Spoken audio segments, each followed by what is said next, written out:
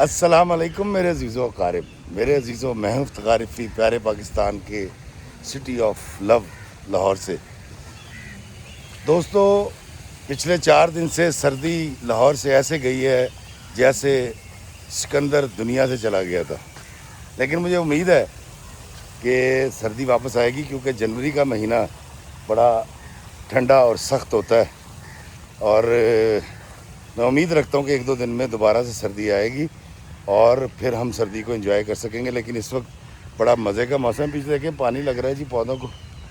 دوستو، آج جو میں آپ کو کہانی سنا رہا ہوں، یہ کہانی کینیڈا کی رہنے والی صبا کی کہانی ہے، اور صبا کی یہ کہانی جب آپ سنیں گے تو یقیناً وہ ماں باپ جو اوورسیز میں ہوتے ہیں یا وہ اوورسیز جو رشتے کرنا چاہتے ہیں پاکستان میں، وہ ضرور کریں، لیکن کچھ چیزوں کا خیال کر لیا کریں۔ صبا نے یہ مجھے فون کر کے کہانی سنائی، اور صبا کہتی ہے جی کہ افتخار بھائی، جب میں نے اور میری بہن نے، بڑی بہن نے ہوش سنبھالا ہے تو میرے ڈیڈی کا کینیڈا کے اندر بزنس تھا، اور ان کے چائنا سے پارٹس آیا کرتے تھے، اور وہ پارٹس پورے کینیڈا میں سپلائی ہوتے تھے۔ ان کا وہاں شو روم بھی تھا، گاڑیوں کے پارٹس کا کام کرتے تھے، اور والدین نے بڑی محبت سے ان کو پالا پوسا تھا۔ صبا کی جو بڑی بہن تھی وہ کہتی ہے کہ بڑی ذہین تھی، اور جب وہ پہنچی اس نے بیچلر کیا وہاں سے، تو اس کی شادی کر دی۔ ایک اکاؤنٹنٹ کے ساتھ شادی ہوئی جس نے وہاں کا سی اے کر رکھا تھا، ہمارا اے سی ہوتا ہے وہاں، شاید اے سی ایم اے ہوتا ہے یا جو بھی ہوتا ہے، تو اس سے شادی کر دی گئی۔ وہ اپنے گھر چلی گئی، اور صبا بیچلر کر رہی تھی۔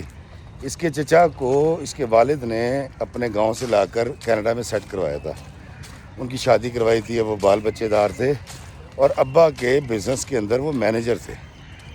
کہتی دنیا جہان کی ساری سہولتیں ہمارے گھر میں تھیں، اور ابا ہمیں پاکستان لے کر آتے تھے۔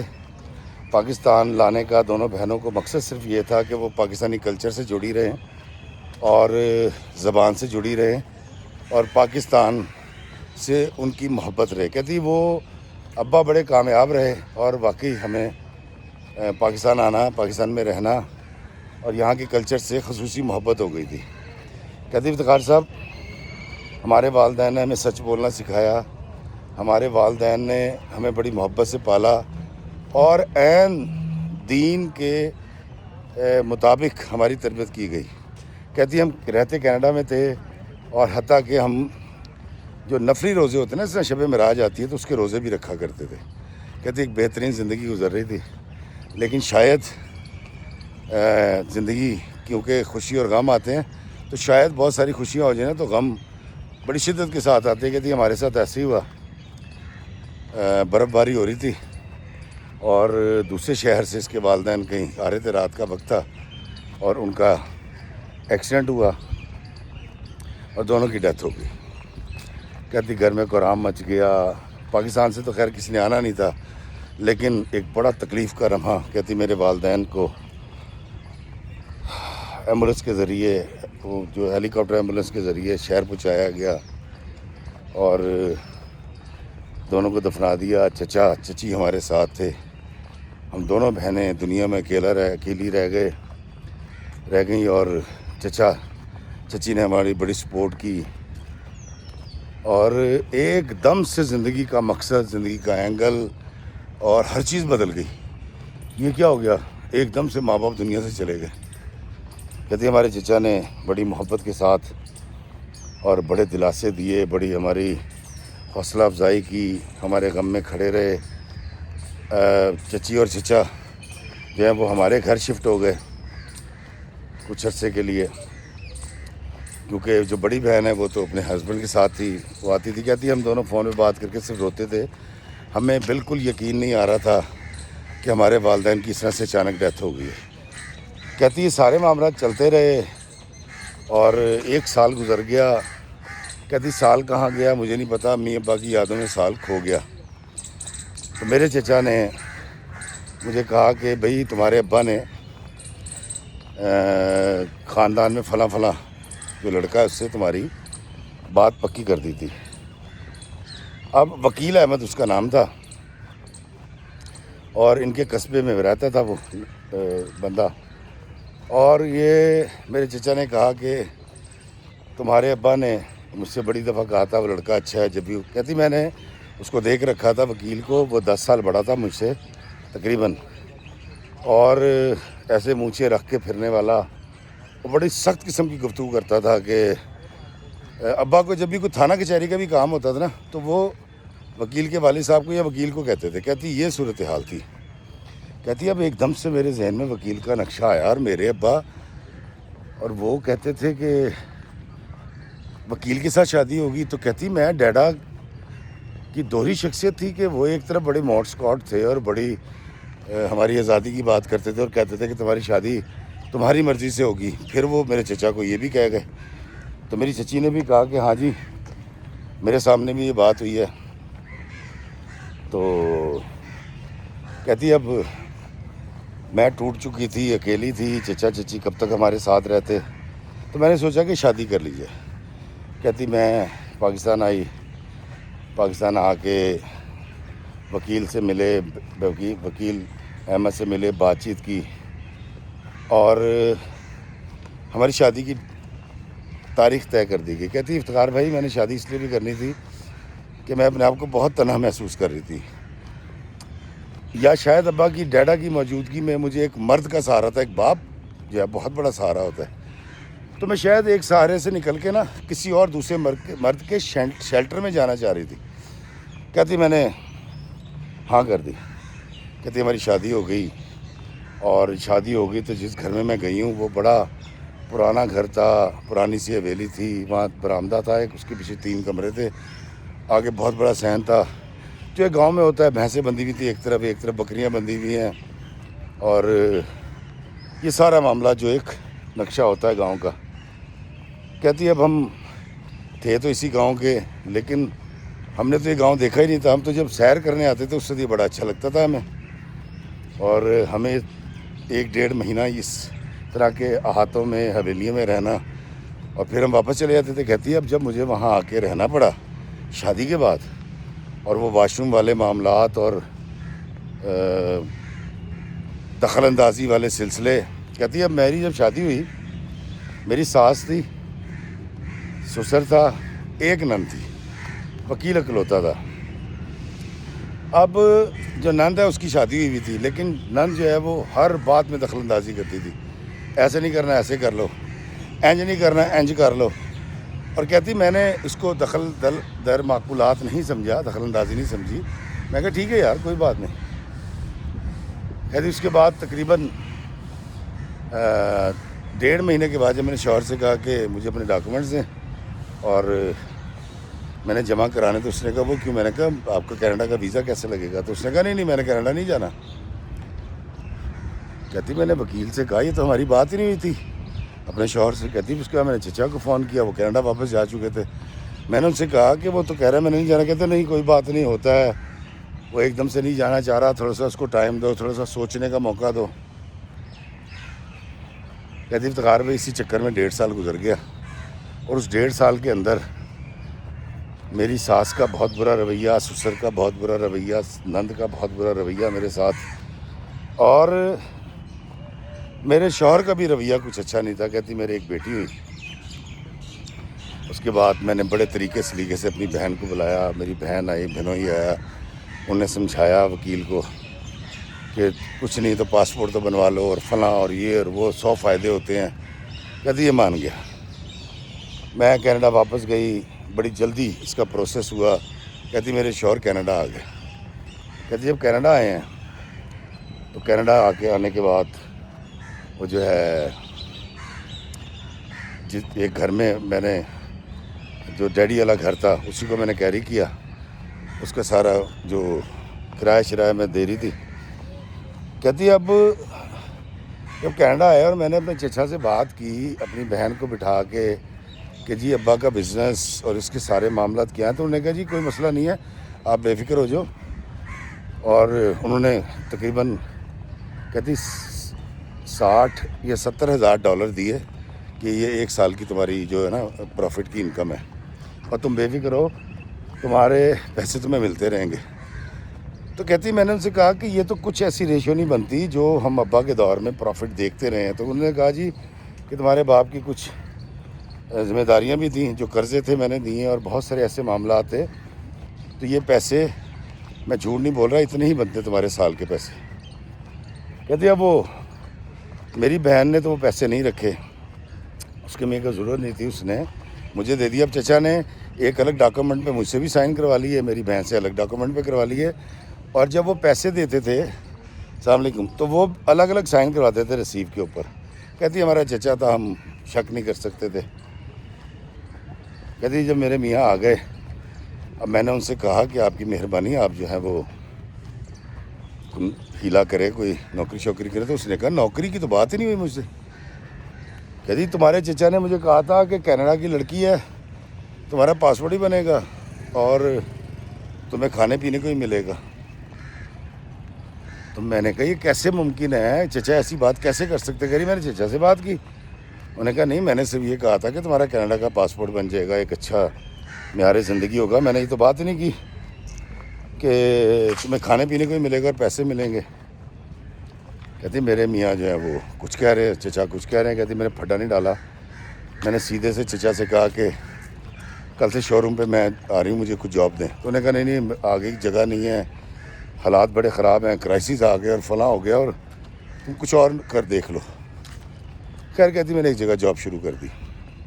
کہتی اب میں اپنی بیٹی کو چھوڑ کے جاتی تھی اپنی بہن کے پاس، اور پھر جب وہ کہیں جاتی تھی تو وہ اپنے بچوں کو میرے پاس چھوڑ جاتی تھی۔ اب میں نے میاں سے کہا کہ تم گھر پہ رہتے ہو، کھاتے رہتے ہو، ٹی وی دیکھتے رہتے ہو، کم از کم بچی کو تو سنبھال لو۔ اسے کہا نہیں مجھ سے نہیں سنبھلتی، اور ویسے بھی یہ بچی ہے، یہ پیشاب کر دے گی، پیمپر کون چینج کرائے گا؟ اگر مرد بچہ ہوتا میرا تو میں یہ کر سکتا تھا، لیکن میں باپ ہو کے بیٹی کا پیمپر تو نہیں چینج کر سکتا۔ میں نے کہا پیمپر مت چینج کریں، آپ اس کو سنبھالیں تو صحیح۔ اس نے جی ہیلے بہانے کر کے انکار کر دیا۔ کہتی ہے بہن مجھے مینیج کرتی رہی۔ کہتی 1 سال اور گزر گیا، میرا بیٹا ہوا، بڑی مشکل سے وہ سارا ٹائم گزرا۔ کہتی کہ ایک دن میرے میاں کہتے ہیں جی کہ میں تو پاکستان جانا ہے، یہاں رہنا ہی نہیں۔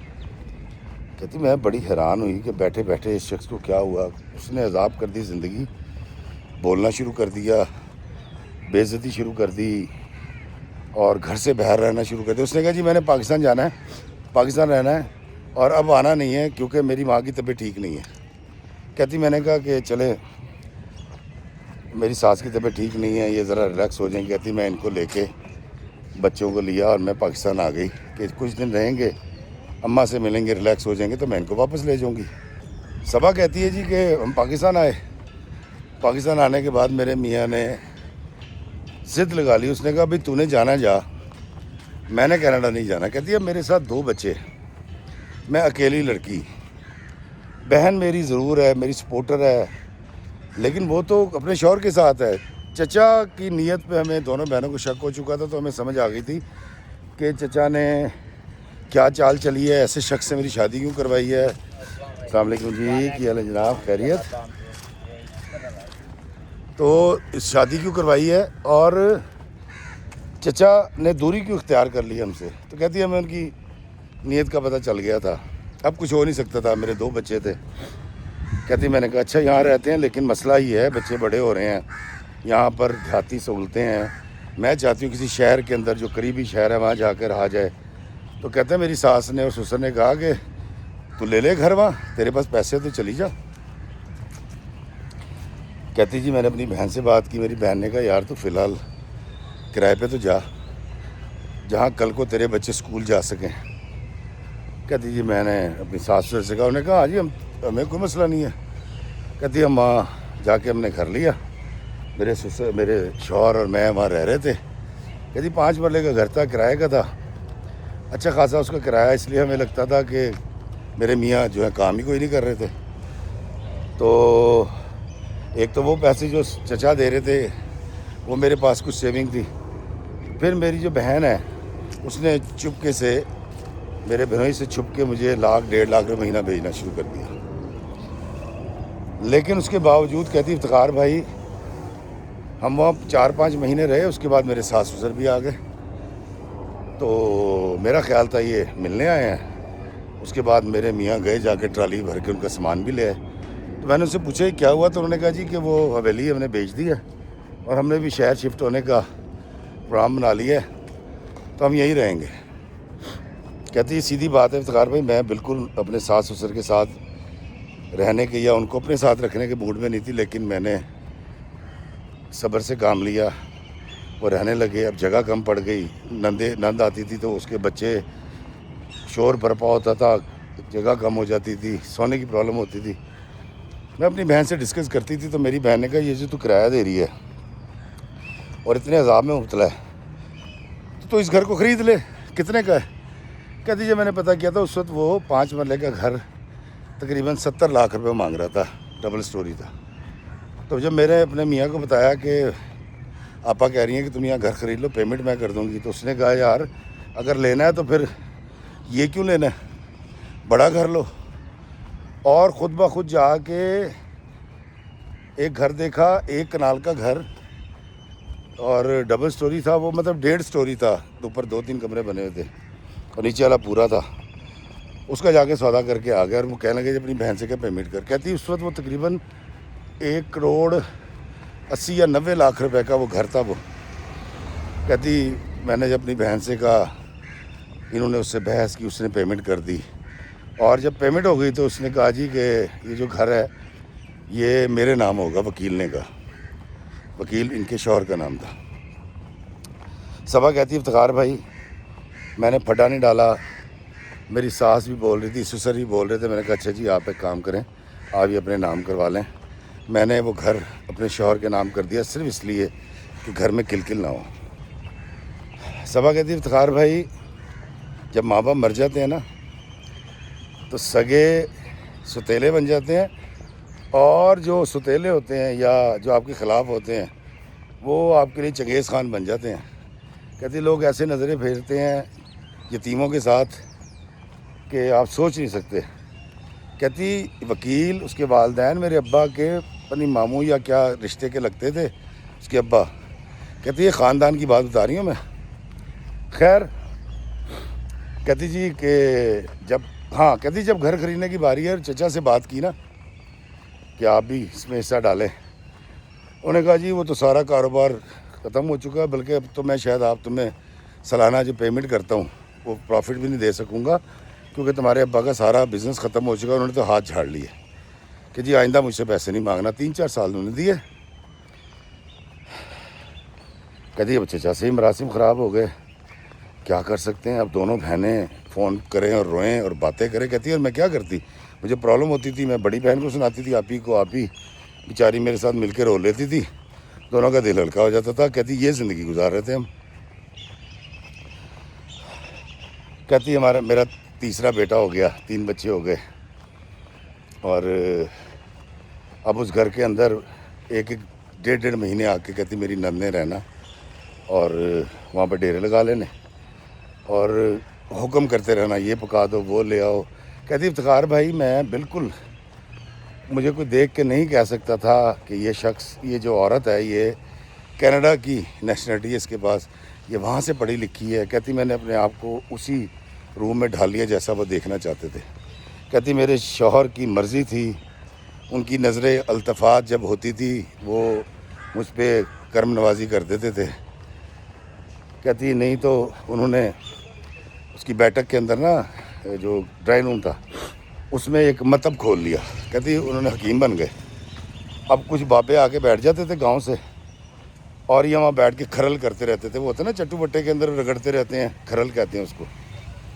اب وہ کھرل کرتے رہتے تھے اور باتیں ہو رہی ہیں اور معجونیں بن رہی ہیں اور پتہ نہیں کیا کیا ہو رہا ہے، اور میری ڈیوٹی لگی ہوئی جی چائے بھیج دو، کھانا بھیج دو، اور یہاں تک کرتے تھے اتنے معذور ہو گئے تھے کہ مجھے پنسار کی دکان پہ جانا پڑتا تھا کہ جی فلاں لے آؤ، فلاں بوٹی لے آؤ، فلاں بوٹی لے آؤ۔ کہتی میں یہ سب کرتی رہی۔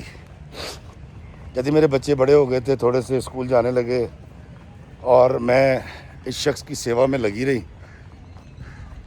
اور یہ شخص جب بولتا تھا ٹائم بولتا تھا، کبھی محبت سے بات نہیں کرتا تھا، ہمیشہ اس نے میری بے عزتی کرنی، اور میں یہ سب تینوں بچوں کے لیے اور صرف اس شیلٹر کے لیے کہ میرے سر پہ میرا سائیں رہے، مرد رہے، کہتی میں ہر چیز برداشت کر رہی تھی۔ کہتی ایک دن کیا ہوا کہ مجھے میرے بہنوئی کی کال آئی کینیڈا سے، کہتی وہ بھی اسی گاؤں کے ہیں۔ کہتی انہوں نے مجھے بتایا کہ اس طرح تمہارے میاں نے شادی کر رکھی ہے، خاندان کے اندر فلاں فلاں لڑکی تھی اور اس کو طلاق ہو گئی تھی اور اس کی 2 بیٹیاں اس سے شادی کر رکھی ہے۔ کہتی میں نے کہا یہ تو ہو ہی نہیں سکتا، شام کو میرے میاں آئے ہیں تو میں نے ان سے پوچھا، میں نے کہا جی آپ نے فلاں فلاں شادی کر رکھی ہے؟ کہتی میرے میاں نے آؤ دیکھا نہ تاؤ جو منہ میں آیا بکنا شروع کر دیا اور کٹیس کرنی شروع کر دی۔ کہتے میری ساس آئی ہیں، پوچھا کیا ہوا، میں نے کہا ایسے ایسے انہوں نے شادی کر رکھی ہے، مجھے یہ پتہ چلا ہے۔ تو میری ساس نے کہا پھر کیا وہ 4 کر سکتا ہے، ابھی تو 2 اور کرے گا وہ، تجھے کیا پرابلم ہے؟ تو میں نے کہا امی کرنے کی کیا ضرورت تھی؟ اس نے کہا تیرا دماغ خراب ہے، تیرے ایسی بد زبان بیوی جو میرے شوہر کی عزت نہیں کرتی، توقیر نہیں کرتی، اور تو نے کون سا سکھ دیا میرے بیٹے کو، تو وہ شادی نہیں کرتا تو کیا کرتا، اور ویسے بھی ہمارے خاندان کی بچی ہے اور ہم اس کو ویسے ہی جانے دیتے، اب اس پہ برا وقت آ گیا تھا، اس کا سر کسی نے تو کجنا تھا، پھر کیا ہو گیا شادی کر لی۔ کہتی افتخار بھائی ان کے لیے کوئی بات ہی نہیں تھی کہ مجھے نہ بتایا نہ پوچھا نہ اجازت لی اور شادی کر لی، اور ساس نے میری اس کی وہ شروع کر دی، وکالت شروع کر دی۔ کہتی میں سوچ رہی تھی کہ میں کہاں پھنس گئی ہوں، مجھے کیا کرنا چاہیے۔ کہتی میری سوچنے سمجھنے کی صلاحیتیں ختم ہو گئیں، اب 3 بچے میرے ہیں، 2 بیٹیاں اس کی ہیں، وہ گو کہ یہاں نہیں رہ رہی تھی، لیکن کیا تماشا ہو رہا ہے۔ کہتی میں ماسوے رونے کے اور اپنی بہن کو سنانے کے اور اللہ سے دعا کرنے، کہتی میرے پاس کوئی سہارا نہیں تھا، عزت نفس تو ویسی میری مجروح ہو رہی تھی۔ کہتی افتخار بھائی کوئی 1.5 مہینہ گزرا، اس کے بعد انہوں نے ایک دروازہ بند کیا، جب دروازہ بند کرتے تھے 2 کمرے اور ڈرائنگ روم الگ ہو جاتا تھا، اور وہاں پر 2 واش روم تھے اس پورشن کے اندر۔ کہتی انہوں نے وہ دروازہ بند کیا، اس کے وہ پھٹیاں ٹھوکی ہیں، اور اس پورشن کے اندر میرے پیسوں سے، میری بہن کے پیسوں سے خریدے ہوئے گھر میں میری سوتن کو لے آئے اور اس کو بلا کے وہاں رکھ دیا۔ تو میں نے ان سے پوچھا یہ کیا کر رہے ہیں؟ تو انہوں نے کہا یار بات دراصل یہ ہے کہ اتنا بڑا گھر ہے، سارے کمرے خالی پڑے ہیں، اور یہ میری منکوہا ہے، میری بیوی ہے، میں کون سا بھگا کے لایا ہوں، اور تجھے کیا پرابلم ہے؟ کہتی میں اپنی ساس سسر کے پاس گئی، میں نے ہاتھ جوڑے کہ دیکھیں میرے لیے یہ برداشت کرنا مشکل ہے کہ یہ شخص ایک عورت لے آیا مجھ پہ، شادی کر لی اس نے، دوسرا یہ اب مونگ دلنے کے لیے اس کو میرے گھر لے آیا۔ تو میری ساس نے کہا کہ تو نے کیا کرنا ہے ان کمروں کا، ویلے پڑے رہتے ہیں، اوپر اتنے سارے کمرے ہیں، نیچے اتنے سارے کمرے ہیں، تو نے کیا کرنا ہے؟ کہتی افتخار بھائی میرے ساس سسر ظلم کے اس درجے میں فائز تھے کہ جہاں بڑے بڑے تاریخ کے جو ظالم ہیں نا مجھے چھوٹے نظر آتے تھے، ان کے شاگرد نظر آتے تھے، اور میں صرف اس لیے کہ میرا باپ نہیں ہے، یہ ایک مرد ہے جو میرے سر کا سائیں ہے، میرے 3 بچے ہیں، اور بچوں کے اوپر ماں اور باپ دونوں کا سایہ ہونا ضروری ہے، کیونکہ میں نے بہت ساری ایسی فیملیز دیکھی ہوئی تھی جن میں ڈائیورس ہو جاتی ہے تو بچے کیسے تباہ ہوتے ہیں، وہ باپ کے پاس رہیں تب بھی، وہ ماں کے پاس رہیں تب بھی۔ کہتی میری بہن نے مجھے کہا کہ اب بہت ہو گئی ہے، ان کو گھر سے نکال دے، گھر بیچ، اس سے طلاق لے اور کینیڈا آ جا۔ میں نے کہا نہیں میں یہ نہیں کروں گی، اور میرے باپ نے اگر اس کو میرے لیے پسند کیا تھا تو کوئی نہ کوئی گن تو ہوگا اس کے اندر۔ کہتی افتخار بھائی میں خاموش ہو گئی، 1.5 مہینہ وہ پورشن الگ رہا، اس کے بعد میرے شوہر نے وہ پھٹیاں اکھیڑ کے دروازے کھول دیے اور کہا یہ کہ نیچے 2 کچن تھے، اس نے کہا ایک کچن تم استعمال کرو، ایک کچن یہ استعمال کرے گی۔ اس نے کمرے میں کچن بنا رکھا ہے عارضی، وہ دھواں بھر جاتا ہے سارا، اور میری ساس نے کہا ہاں بالکل ٹھیک ہے بالکل ٹھیک ہے۔ کہتی ہے وہ میں خاموش ہو گئی۔ کہتی وہ جو میری سوتن آئی، نورین اس کا نام تھا، کہتا نورین نے مجھ سے کوئی متوقع نہیں کیا، کہتی میں ایمی جھوٹ بولوں، کہتی اس نے داخل ہونا میرے پہ نظر پڑتی، نورین مجھے سلام کرتی تھی، سر پہ دوپٹہ لیتی تھی، اور اس نے ان کا جینا حرام کر دیا. کہتی اس نے میرے میاں سے بدتمیزی کرنی, میری ساس سے بدتمیزی کرنی, میرے سسر سے بدتمیزی کرنی. یہ ایک کہتے تھے, وہ 10 سناتی تھی, اور یہ خاموشی کے ساتھ سنتے تھے. اور انہوں نے کیا یہ کہ نورین کا غصہ میرے پہ کئی بار نکالا. پھر میں نے یہ کیا کہ جب نورین ان کی بے عزتی کرتی تھی تو میں خاموش ہو جاتی تھی, تاکہ میں ان کو موقع ہی نہ دوں کہ یہ اس کا غصہ میرے پہ نکالیں. کہتے جی اگلے 5 سال کے اندر 5 اور بیٹیاں پیدا ہوئیں. 2 پہلے تھیں, نورین کی کوکھ سے 5 بیٹیاں پیدا کری, 7 بیٹیاں ہو گئیں میرے شوہر کی, 7 بیٹیاں. اور نورین نے میری ساس کو اور میرے سسر کو اور میرے شوہر کو ایسا انگیج کیا. کہتی میرے پاس تو پہلے نہیں آتے تھے, تو میں تو صبر کر چکی تھی, لیکن جو بے عزتی آتی تھی, کہتی یہ لوگ میری بھول گئے, اللہ تعالیٰ نے ان کو اپنی ڈال دی. کہتی وہ ایسا میدان لگاتی تھی, اور ایسے ہاتھ ہلا ہلا کے اس نے بدوائیں دینی, اور منہ پہ ہاتھ پھیر کے کہنا تو میں عدالتوں میں کھینچوں گی, تم سمجھتے کیا. کہتی میں وہ لفظ نہیں بول سکتی افتخار بھائی جو نورین ان کے ساتھ کر رہی تھی. مجھے ایسا لگا نورین کو اللہ تعالیٰ نے میرا وکیل بنا کے بھیجا ہے, میرے میاں وکیل کے سامنے. کہتی نورین نے ان کی زندگی میں ان کی وہ ڈھولکی بجائی ہے. اور وہ شوہر جو ہے میرے, جو میرے کہنے سے کام نہیں کرتے تھے, اب وہ کہیں جاب بھی کرنے لگے تھے, کچھ چھوٹا موٹا بزنس بھی کرتے تھے, اور پیسے لا کے نورین کو دیتے تھے. وہ کہتی مجھے نہیں دیتے تھے. کہتی یہ سارا سلسلہ چلتا رہا. اور نورین نے کیا کیا کہ کہتی مجھے نہیں پتا, ایک دن اس نے مجھے, نورین نے کہا کہ آپ نا چاہیں تو اس گھر میں آپ رہ سکتی ہیں, آپ کو کوئی مسئلہ نہیں ہے, لیکن میں ان کو گھر سے نکالنے لگی ہوں. تو میں نے کہا نورین تم ان کو کیسے نکال سکتی ہو, یہ گھر تو وکیل کے نام ہے. اس نے کہا نہیں, مجھے پتہ ہے یہ آپ کے پیسوں سے آیا تھا, اس لیے میں آپ کو کہہ رہی ہوں آپ یہاں رہیں, اور میں ان کو دھکے دے کے نکال رہی ہوں, اپنے شوہر کو بھی اور میرے ساس سسر کو بھی. آپ کیا کہتی ہیں؟ کہتی میں نے کہا نہیں, میں نے تو یہاں نہیں رہنا, میں تو اپنے میاں کے ساتھ رہوں گی. اس نے کہا یہ کمینہ آدمی ہے, یہ گھٹیا لوگ ہیں, اور پہلے میں سنتی تھی کہ آپ بڑی ظالم ہیں, اور انہوں نے مجھے کہا تھا جی, میری ساس نے کہا بہو بڑی غلیظ عورت ہے اور بری عورت ہے. میرے شوہر نے بھی کہا. کہتی اس لیے شاید شروع میں 1-2 بار میں آپ سے کڑوی بولی تھی. کہتی یہاں آ کے مجھے پتہ لگا کہ آپ کتنی عظیم ہیں اور یہ کتنے گھٹیا لوگ ہیں. تو میں نے کہا نہیں میں یہاں سے نہیں جاؤں گی, لیکن تم یہ کیسے کر سکتی ہو, یہاں سے نکال کیسے سکتی ہے. تو اس نے مجھے دکھائی رجسٹری, اس نے کہا جی وکیل سے یہ گھر میں نے اپنے نام لکھوا لیا تھا. اب دوستو کہتے ہیں نا جیسے کو تیسا, ان کے ساتھ وہ کام شروع ہو گیا. نورین نے ان کو دھکے دے کے جب نکالا تو صبح کہتی جی مجھے تو اپنے شوہر کے ساتھ جانا تھا, اور انہوں نے بڑی کوشش کی, اس نے گنڈے بھی بلا لیے, پولیس نے بھی اس کو سپورٹ کیا. کہتی بڑا ہنگامہ ہوا, میرے ساس سسر کو, میرے میاں کو, میرے بچوں کو, اور مجھے دھکے دے کے اس گھر سے نکال دیا گیا, جو گھر میرے باپ اور میری بہن کے پیسوں سے خریدا گیا تھا.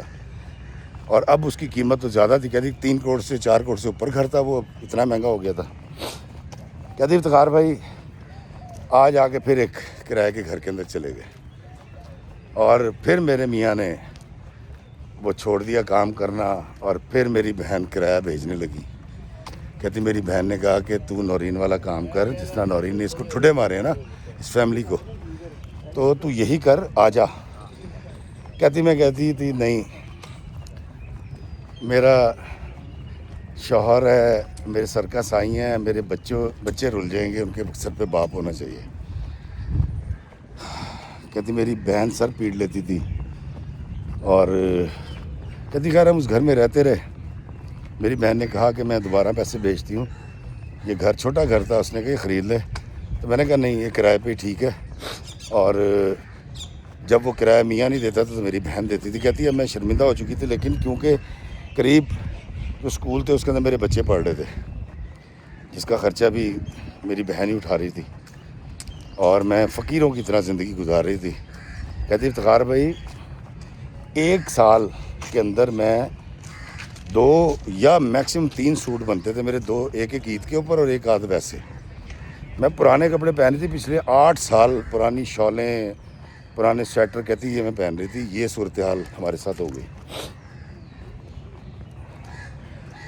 कहती वहाँ मेरी नंदनी बोली नौरीन के आगे, मेरी सास की ज़बान ही बंद हो गई, उसने सब की बेइज्जती की, इनके मुंह पे कुटैस तक की है उसने, कोई नहीं बोला उसके सामने। वो डाडी थी या आई डोंट नो, इन्होंने हाथ कटवा लिए थे, क्या था। कहती इफ्तिखार भाई मेरी शादी को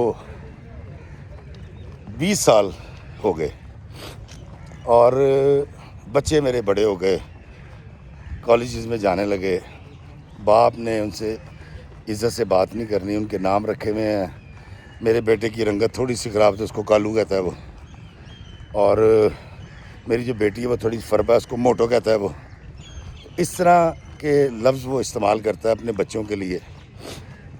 कहती इफ्तिखार भाई मेरे ससुर की सारी खिदमत मेरे ज़िम्मे, उनको इंसुलिन भी मैंने देनी है, उनको दवाइयाँ भी मैंने देनी है, खाना ही मैंने देना है। मेरी सास अलग कमरे पड़ी में और टीवी लगा हुआ है और फ़ोन पे हर वक्त लगी हुई है वो अपनी बेटी के साथ फ़ोन पे। कहती जी एक दिन सुबह सुबह मेरे शौहर ने चीखों पुकार से मुझे उठाया और मैंने कहा क्या हुआ, तो उसने कहा कि अब्बा जी की डेथ हो गई। कहती मैं भाग के गई, कमरे में जाके देखा अब्बा जी की मैयत पड़ी हुई थी। तो सब रोने लग गए, हम भी रोने लग गए। मेरी नंद आ गई, दफना दिया। कहती दफनाने के बाद रात को वापस आए, सारे बैठे हुए, मुझे कहते जी रात को तूने कब इंसुलिन लगाई थी। कहती मैंने बताया। मेरी नंद ने पूछा कि गोली कौन सी दी थी, मैंने कहा फलां। अच्छा तू आखिरी बार कब आई थी कमरे में, तो मैंने कहा जी अब्बा जी को मैंने जब खाना दिया, उन्होंने ईशा की नमाज़ पढ़ी है और सारी दवाइयाँ देने के बाद इन्होंने मुझे कहा कहवा बना दे। कहती मैंने कहवा बना के दिया है और मैं अपने कमरे में जाके सो गई। तो मेरे शौहर ने कहा तू रात को उठ के क्यों नहीं आई देखने। मैंने कहा आप इस घर में, अम्मी इस घर में, अम्मी दूसरे कमरे में थी, अम्मी आके देख लेती, और मेरा तो काम इतना ही होता था, मैं ईशा के बाद जाके सो जाया करती थी और अब्बा जी मोबाइल के अंदर लग जाते थे। तो उसने कहा कि नहीं तू आके देखना चाहिए था, हम शायद उनको बचा लेते, बेचारे पत्नी कितना तड़पे होंगे। तसव्वुर करके कि ऐसा हुआ होगा। मेरी सास ने, मेरे शौहर ने और मेरी नंद ने मेरी बड़ी बेइज्जती की इफ्तिखार भाई। कहती मैं वो सहती रही और उसके बाद मेरी सास जो है उन्होंने कहा जी कि मैं इद्दत में बैठूंगी। अब वो इद्दत में बैठ गई, क्योंकि जब शौहर मर जाता तो औरत इद्दत करती 4 महीने या जितने महीने हैं। तो अब मेरी ज़िम्मेदारी थी उनको खाना देना, उनके बाल बनाना, उनकी जुएँ निकालना, उनके पैरों में तेल मलना और टांगे दबाना। कहती ये सारी जो वो सहूलतें या खिदमतें मुझसे लेते थे वो करती रही सास के साथ। कहती वक्त गुज़रता रहा। मेरी बहन मुझे कहती रही कि तू बस कर, थक जा, ऐसे शौहर का कोई फ़ायदा नहीं, जो सिर्फ नाम का शौहर है। तू सोच क्या शौहर ऐसा होता है, तू अपने बहनोई को देख कितनी रिस्पेक्ट करता है मेरी, कितना प्यार करता है, कितने खर्चे उठाता है, कितनी ज़िम्मेदारी दिखाता है। कहती मैं कहीं फंसी हुई थी एक ट्रांस के अंदर बाप के मरने के बाद कि नहीं, शौहर, मर्द और ख़ास तौर पे मेरे बच्चों का बाप, मुझे ये चाहिए। कहती इफ्तिखार भाई मैं खिदमत करती रही। मेरी नंद रोज़ आ जाती थी, रोज़ाना उसके बच्चों के लिए कभी कुछ बन रहा है, कभी कुछ बन रहा है, बच्चे ये नहीं खाएंगे, बच्चे वो नहीं खाएंगे। और मेरी बहन कनाडा में बैठ के कहती मुझे सपोर्ट करती रही। मैं जितने पैसे मांगने उसने भेज देने। चचा हमसे बिल्कुल दूर हो गए थे और चचा का फ्रॉड भी सामने आ गया कि कैसे उन्होंने अब्बा का सारा कारोबार पे कब्ज़ा किया। हमें कुछ मुलाजमीन ने रब्ता किया और यहाँ पर शादी करवाना मेरे चचा की स्ट्रेटजी थी, क्योंकि वो इस ख़ानदान को जानते थे कि ये बड़े घटिया लोग हैं, अखलाकियात में गिरे हुए लोग हैं। और उन्होंने मेरे मियाँ को कुछ पैसे भी दिए थे इसलिए कि इसको खींच के रखना है। और वो जो एकदम बैठे बैठे उसने कहा था मैं पाकिस्तान जाना और यहाँ नहीं रहना। कहती उसके लिए भी मेरे चचा ने, कहती जो हमें पता लगा पता नहीं सच है कि झूठ है, 50 लाख रुपए दिए थे कि इसको वहीं रखना है तूने। कहती अब ये बातें जब मुझे पता लगी, मेरी बहन को पता लगी, कहती हम तो सीख पाओगे, हम तो इसको ऑर्गेनिक लाइफ समझ रहे थे ना कि एक ज़िंदगी है, लेकिन जब ये पता लगा कि नहीं ये तो साजिश है चचा की, तो कहती बाकायदा तौर पे एक बगावत मेरे अंदर पैदा होनी शुरू हो गई। कहती इफ्तिखार भाई 4 या 4.25 जितने भी महीने होते, कह रही इद्दत पूरी हुई है, सारा ख़ानदान آ گیا. انہوں نے چاولوں کی 2 دیگیں پکائی ہوئی تھیں اور سارے لوگ آ گئے, گاؤں سے لوگ ٹرالی بھر کے آ گئے. اب میری ساس کے گلے میں ہار بھی ڈالے جا رہے ہیں, ان کو سوٹ بھی گفٹ ہو رہے ہیں. اور ایک کہہ رہی ایک سیلیبریشن تھا. مجھے نہیں پتا کہ اچھا یار اگر عدت پوری ہے عورت کی تو ایسے کچھ ہوتا ہے. کہتی مجھے تو پتہ ہی نہیں تھا. اور میرے شوہر مجھے سارا دن, اور میری جو نند ہے نا وہ گھورتی رہی, میں کام کرتی رہی, میرے بچے کام کرتے رہے, میری بچیاں کام کرتی رہیں. اس کے بعد جب شام ہوئی سب چلے گئے تو میری ساس نے, میرے شوہر نے اور میری جو نند ہے اس نے اور اس کا میاں وہ بیٹھ گئے. انہوں نے مجھے بلایا اور بلا کے مجھے بے عزت کرنا شروع کر دیا. میں نے ان سے پوچھا کہ ہوا کیا ہے؟ تو انہوں نے کہا جی کہ تجھے شرم نہیں آئی؟ تیری ساس عدت سے اٹھ رہی تھی تو اس کو ایک سوٹ نہیں دے سکی؟ تجھے شرم نہیں آتی ساس کے لیے اگر تو کوئی جوتی لے آتی, کوئی شال لے آتی, کوئی سویٹر لے آتی؟ کہتی افتخار بھائی میں نے ان سے پوچھا کہ مطلب میں نے ان کی خدمت کی. کہتی کہ مجھے کیا پتا کہ جب عدت پوری ہوتی ہے تو اس کو ایسے سیلیبریٹ کیا جاتا ہے یا اس کے اندر تحفے دیے جاتے ہیں, مجھے اس بارے میں کچھ نہیں پتا. انہوں نے کہا تو اتنی چھنی کاکی ہے, تجھے نہیں پتا اور تو جھوٹ بول رہی ہے, تو نے جان بوجھ کے یہ والا سلوک کیا ہے کہ اس خاندان کی تو اکلوتی بیٹے کی اکلوتی بیوی ہے اور تجھے شرم نہیں آئی کہ تو ساس کے لیے ایک دوپٹہ نہیں لا سکتی تھی, ایک شال نہیں لا سکتی تھی, وعلیکم السلام, ایک سوٹ نہیں لا سکتی تھی؟ کہتی افتخار بھائی میں حیران. میں نے ان سے کہا کہ دیکھیں میں چھوٹی سی کینیڈا میں پلی بڑی, میری شادی ہو گئی, میں یہاں آ گئی, میں کہیں جاتی ہی نہیں ہوں, مجھے بالکل نہیں پتا کہ جب عدت پوری ہوتی ہے تو وہاں تحفے دیے جاتے ہیں. کہتی مجھے اس بات کا نہیں پتا اور نہ میں نے کہیں اس کو پڑھا تھا. انہوں نے کہا تو بکواس کر رہی ہے, اور اتنی بےزتی کی. اور میرے میاں نے جب کٹیس کی نا تو کہتی میری بیٹی وہاں کھڑی تھی بڑی والی, اس نے آگے باپ کا ہاتھ پکڑ لیا. تیسری کٹیس پہ اس نے کہا ابا جی بس بہت ہو گیا, یہ تماشے ہم دیکھتے آ رہے ہیں. کہتی میرا چھوٹا بیٹا بھی بیچ میں کھڑا ہو گیا آگے, تیسرا بچہ بیچ میں نہیں آیا. تو انہوں نے کہا کہ اس عورت نے ہمارا خون ہمارے سامنے کھڑا کر دیا اور اس کو شرم نہیں آتی, اس نے بیٹی کو اتنی جرأت دے دی ہے. کہتی میں نے کبھی بچوں کو یہ سیکھ نہیں دی, میں نے ہمیشہ کہا تمہارا باپ ہے, میں نے کبھی اس کی برائی نہیں منہ سے کی. وہ جتنے برے تھے وہ خود میرے بچوں کو شو کر رہے تھے, جس سے میرے بچے متاثر ہو رہے تھے. ان کی خالہ ان سے بات کرتی تھی, وہ اپنی ماں کے ساتھ ہونے والا رویہ بچپن سے دیکھ رہے تھے. کہتی افتخار بھائی اللہ تعالیٰ مجھ پر عذاب نازل کرے اگر میں نے کبھی ایک بار بھی اپنے بچوں کو یہ ترغیب دینے کی کوشش کی ہو کہ اس شخص کے سامنے کھڑے ہو جاؤ.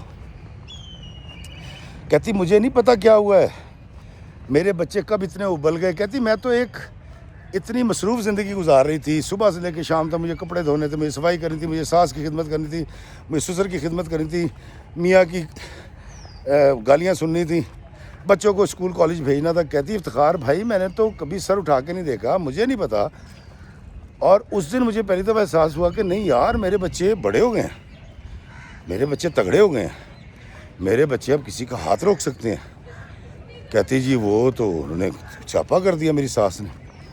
اس نے کہا اس نے سوٹ کیا مجھے گفٹ کرنا تھا, اس نے تجھے تحفہ دیا تو آج تیرا باپ نہیں ہے ہمارے سر پہ, اس نے تیری اولاد کو ہمارے سامنے کھڑا کر دیا اور یہ بغیرت اسی پہ کام کرتی رہی ہے, اور اس نے اسی دن کے لیے یہاں قیام کر رکھا تھا پاکستان میں. کہتی افتخار بھائی اس کے بعد میرے جو نند کے میاں انہوں نے اور میرے شوہر نے میرے بیٹے کی کٹیس کی. کہتی پہلے میں دیکھتے رہی, جب مجھے لگا کہ اس کو سزا ملنی چاہیے بڑوں کے سامنے کھڑا ہونے کی, اور جب ناقابل برداشت ہو گیا, اس کے خون نکلنے لگا, تو میں نے بیچ میں آ کے چھڑایا, بڑی مشکل سے معافیاں مانگی, کمرے میں لے گئی. کہتی افتخار بھائی 17.5 سال کا میرا بیٹا ہے اور بالکل ینگ ہے, تگڑا ہے. کہتی اب صورتحال یہ ہوئی ہے کہ جو انہوں نے میری بے عزتی کی ہے نا ابا کے میری اولاد کے سامنے, اور جو میری اولاد کے ساتھ کیا ہے, کہتی وہ میرے لیے بالکل ناقابل برداشت ہو گیا. اور جب میں نے اپنی بہن سے سب کچھ ڈسکس کیا تو اس نے کہا یہ دن تیری وجہ سے آیا ہے اور تو اس کی ذمہ دار ہے, اب بھگتو. کہتی افتخار بھائی میں اپنی ساری بے عزتی بھول گئی ہوں, میری بیٹی کی بے عزتی جو ہوئی ہے اور میرے میاں نے اور میرے نندوئی نے جو میرے بیٹے کو مارا ہے، کہتی مجھ سے وہ تیش، وہ صدمہ برداشت نہیں ہو رہا۔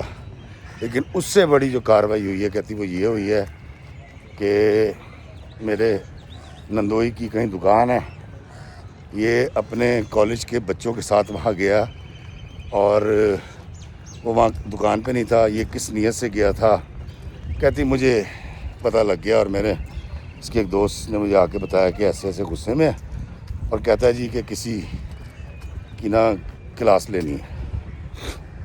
کہتی میں نے اپنے بچے کو بٹھا کے اس کے آگے ہاتھ جوڑے، میں اسے کہا بیٹا، میں نے ایک بہتر مستقبل کے لیے ساری زندگی اس شخص کی مار کھائی، برداشت کی ہر زیادتی کہ میرے بچے برباد نہ ہوں۔ اگر تو نے اس لائن کو اختیار کرنا ہے، جس کے پاس کینیڈین پاسپورٹ ہے، نہیں بیٹا یہ نہیں ہو سکتا، تو میری کل کائنات ہو، تم تینوں بچے۔ کہتی میں تمہیں اس طرح برباد نہیں کر سکتی کہ تم کسی سے بدتمیزی کرو، غیر اخلاقی بات کرو، یا تو اپنے باپ یا اپنے پھپھا کے ساتھ لڑائی جھگڑا کرے۔ کہتی یہ نہیں ہو سکتا۔ کہتی میں نے اپنے بیٹے کو کیسے روکا ہے ابھی تک، اور کہتی مجھے نہیں لگتا کہ وہ آئندہ اگر کچھ بھی ہوا تو وہ پھٹنا پڑے۔ کہتی ایک عجیب صورتحال ہوئی ہوئی ہے، میرا بیٹا کہتا ہے جی اب ابا جی کی بھی ایسی کی تیسی اور سارے خاندان کی کوئی آپ سے بات کر کے دیکھے۔ کہتی اس کے بعد میرے شوہر جو ہے وہ بالکل تمیز سے رہ رہے ہیں، کماتے اب بھی نہیں ہیں وہ۔ میری ساس کی زبان بند ہو گئی ہے، میری نند بھی جو ہے وہ آتی ہے تو بس امی کے پاس بیٹھ کے نیچے سے چلی جاتی ہے، پھڈے تو ختم ہو گئے ہیں سارے۔ لیکن یہ آتش فشاں جو میرے بیٹے کے دل میں پل رہا ہے، کہتی افتخار بھائی مجھے لگتا ہے یہ پھٹ جائے گا، اور میں اتنی سخت پریشان ہوں، میرے معدے میں درد شروع ہو گیا ہے، میرا بلڈ پریشر ہائی ہو گیا ہے۔ میں نے آپ کو کال اس لیے کی ہے کہ مجھے ایسا لگتا ہے کہ میرے بچے جوان ہو گئے، میرا سہارا بن گئے ہیں۔ میں جس نظر التفات کا انتظار کرتی رہی شوہر کی طرف سے، وہ تو مجھے نہیں ملی۔ جو عزت میں تقاضا کرتی تھی اپنے شوہر سے، وہ تو مجھے نہیں ملی۔ لیکن اب میری کل جمع پونجی میرے بچے ہیں، اگر یہ برباد ہو گئے، یہ تباہ ہو گئے، تو کہتی افتخار بھائی میں نہیں جی سکوں گی، میرا جینے کا جواز ختم ہو جائے گا۔ مجھے اب سوچ یہ آ رہی ہے کہ میں اس شخص سے طلاق لوں اور یہاں سے چلی جاؤں واپس کینیڈا، بچوں کو لے جاؤں۔ آپ مجھے بتائیں کہ اگر میں ایسا کرتی ہوں تو یہ سوسائٹی کیا کہے گی، لوگ کیا کہیں گے، اور کیا یہ میرا عمل ٹھیک ہے؟ دوستوں کہتے ہیں کہ باہروں آئے گی تباہی لائے گی، اب وہ خاندان سے باہر ہو یا ملک سے باہر۔ اور اکثر گلہ رہتا ہے جی جو لڑکیاں UK، یورپ، امریکہ، کینیڈا میں پلتی ہیں وہ گھر نہیں بساتی۔ یہ بالکل الزام غلط ہے۔ صبح کی کہانی میں نے آپ کو سنائی، وہ اب کس نہج پہ پہنچی ہے، یہاں کے لوگوں کے رویوں کی وجہ سے کینیڈا میں پیدا ہوئی تھی۔ تو سب سے پہلے تو ذہن سے یہ نکال دیں یہ جو مسکنسیپشن ہے نا کہ جی باہروں آئیے اتھے دی پڑھیے تو خرے کی کرے گی۔ وزڈم آف ایسٹ، اس خطے کی بیٹی کس قدر غیرت مند ہے، کس قدر خدمت گزار ہے، اور کس قدر برداشت کرنے والی ہے، کس نہج پہ آ گئی ہے۔ دوستو صبا کی زندگی جیسے حرام ہوئی ہوئی ہے، میں نے اس کو کوئی مشورہ نہیں دیا، مشورہ آپ دیں گے کیا کرے؟ طلاق لیے بغیر بچوں کو لے کے کینیڈا چلی جائے، اس شوہر سے طلاق لے کے بچوں کو لے کے کینیڈا چلی جائے، یا ایسے شوہر کے منہ پہ تھپڑ مار کے اس سے طلاق لے اور پھر ہمیشہ کے لیے کینیڈا چلی جائے؟ یہ آپ ضرور بتائیے گا۔ اور صبا بہن تسی گریٹ ہو، اور آپ اب دیکھیے گا کہ لوگ کیسے کیسے کمنٹس آپ کے لیے کریں گے۔ آپ ہیں پاکستان کی بیٹی، آپ ہیں مشرق کی بیٹی، دختر مشرق۔ اللہ آپ کے لیے آسانیاں پیدا کرے، اللہ میں آسانیاں عطا فرمائے اور آسانیاں تقسیم کرنے کا شرف عطا فرمائے، آمین۔ السلام علیکم ورحمۃ اللہ وبرکاتہ۔